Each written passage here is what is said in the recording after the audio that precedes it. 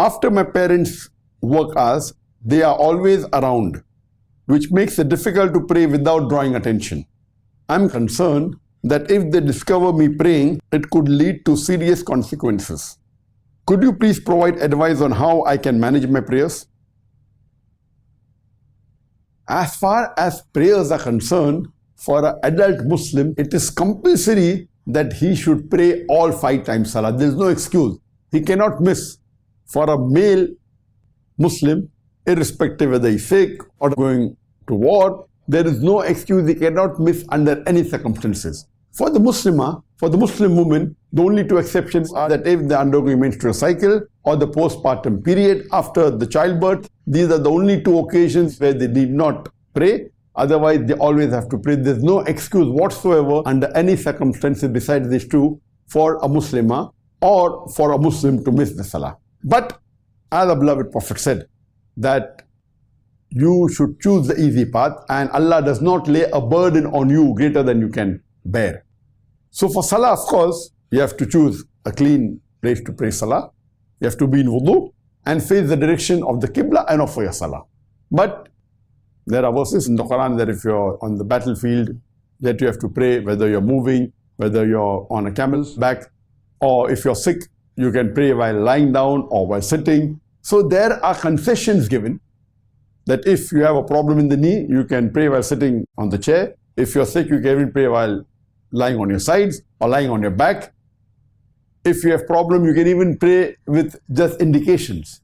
Suppose you're imprisoned or your hands are tied, you can yet pray only with indications. But prayer is fard. As far as your condition is concerned, that you are a revert Muslimah of the age of 18, and your parents don't know that you have reverted, and you're afraid that if they see you praying, there'll be problem, then they are anti-Islamic, they're anti-Muslims, that will create a lot of problems for you. So of course, there are various considerations given in Islam. For example, you can also join your prayers. You can join your Zuhr and Asr Salah. You can join your Maghrib and Isha Salah. And if, as you mentioned, that you can only freely offer the Dhuhr and Asr prayers, and the other prayers are difficult, they may watch you. So if it's difficult to pray on time, then the earliest time you get to pray, you can pray the Salah which you have missed.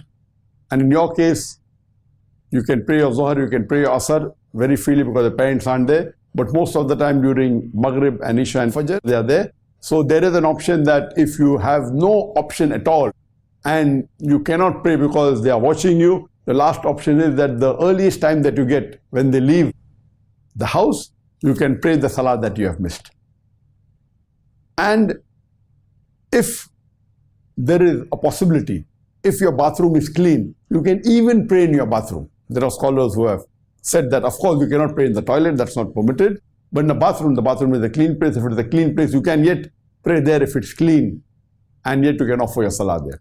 While you are praying, if you come to know that your mother is going to enter the room or something will happen, you can very well break your Salah. Islam gives you the permission, because instead of being exposed and facing dire consequences which will be detrimental to you following your deen, in this case you can even break your Salah, and when you have the right time, you can compensate and pray the complete Salah again.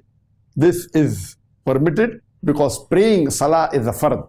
But if you know that there's a danger, and for example, while you're praying and you come to know that someone is coming watching, of course you can do some other act and you can break your Salah. You can see to it that you prevent your family members from coming to know they're praying Salah. All these are permitted.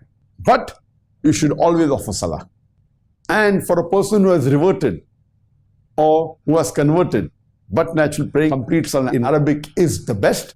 But the minimum requirement is Surah Fatiha. Surah Fatiha is a fard in Arabic. But if you have reverted, you have just reverted, and some people may memorize Surah Fatiha maybe in half an hour, 1 hour, some may take few hours, some may take days. So according to scholars, you can even say only Subhanallah, Alhamdulillah, La ilaha illallah, Allahu Akbar. So if you cannot say the full Surah Fatiha, even this dua the scholars say sufficient till you learn Surah Fatiha. And Surah Fatiha is a fard. So this can compensate till you learn the next, maybe may take a day, may take 2 days, but see to it that the most important part of the Quran that you have to memorize is Surah Fatiha. And then of course, Allahu Akbar is very easy. then what you say in the ruku or the sujood, Subhana bin Nadeem, Subhana bin Allah, and Assalamu alaikum wa rahmatullah, Assalamu alaikum wa rahmatullah. These are a few things which are very easy to remember. And with this also you can complete your salah. You can do the dua in your own language also if you don't know Arabic or don't know the dua. But make it a point that you learn all the Arabic, the minimum that you can, you should learn. So actually, basically, if you're a new Muslim, to start offering salah, you can even memorize in half an hour the small thing which I mentioned. And you can start offering salah and it will be accepted. And then if you're praying in a Jamaat, follow what you see your neighbors are doing. It's very easy. And then, not that you have to memorize long surahs, that you can do later on.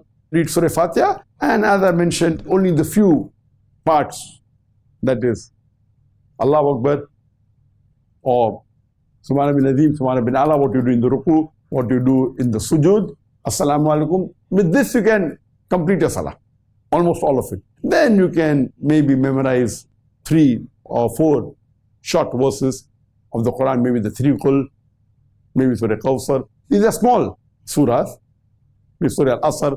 So the shortest surah is Surah Kawthar, and then the second shortest is Surah Al-Asr. Hardly 3 verses. Surah Kawthar is only 10 words. So you can start with this. Of course, Qul Huwallahu is one of the most important surahs after Surah Fatiha. Then learn Surah Asr, Surah Kawthar. You can, Alhamdulillah, offer almost all of the salah. But as I mentioned, in your case, see to it that you do not miss a single salah. As far as possible, pray on time, pray in the right way, that is in a clean place, facing the Qibla, doing your wudu. If, for example, you have a problem, you can't do wudu and you'll be exposed. No problem, you can even do tayammum. So there are various options and facilities given in Islam not to overburden a Muslim or a Muslimah. But praying is a fard to the best of your ability. See to it that you pray, don't miss any salah. If the time goes, as soon as you get the time, see to it you compensate for all the salah that you have missed, and inshallah Allah will accept it. And I pray to Allah subhanahu wa ta'ala that may Allah give hidayah to your complete family, to your parents, so that they understand the truth of Islam and they accept it, and inshallah Allah put you in Jannat al-Firdaus.